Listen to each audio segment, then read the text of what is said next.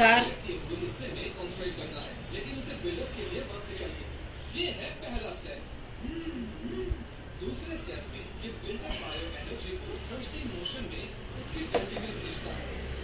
नमस्कार।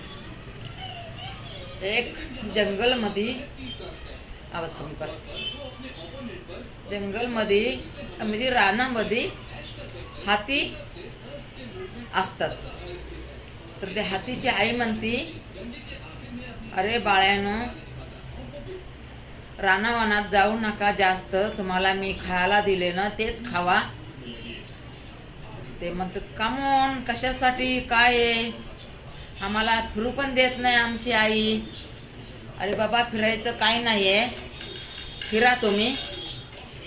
ह्या रानामध्ये हाती पकडायला लय लोक येतात।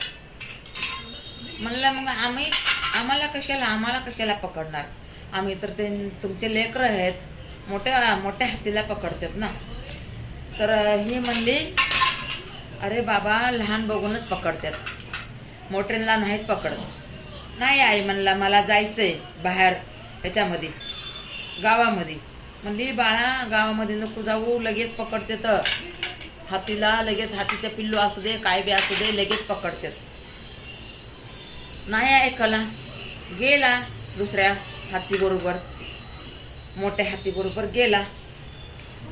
तर मग ते म्हणला, अरे अरे अरे अरे हातीला पकडायला आले, पळा पळा। मोठा हाती पळून गेला, हे बारका हाती हाताला लागला। तर मग बघा, मग म्हणतो आई जे सांगन ते करायचं असते। आईच्या विरोध वागलं तर अशी आपल्याला सजा भेटते। बारका हाती बोलतो आणि आई आई आई म्हणून रडतो, आई आई म्हणून रडतो बघा। मग काय उपयोग आहे रडून?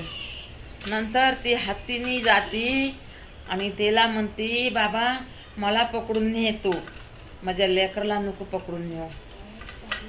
बघा, आई स्वतःच्या जीवावर उदार होती आणि लेकरं आईचं ऐकत नाहीत, काय असं असतंय बघा। म्हणून सगळ्यांनी आईचं कधी बी ऐकायचं, आईचं कधी मन नाही मोडायचं। आई असते, ती आई असते।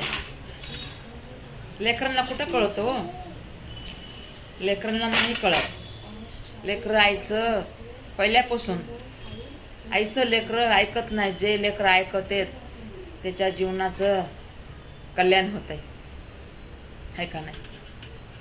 म्हणून कुणी माणूस असू द्या, जानवर असू द्या, आईचंच ऐकायचं।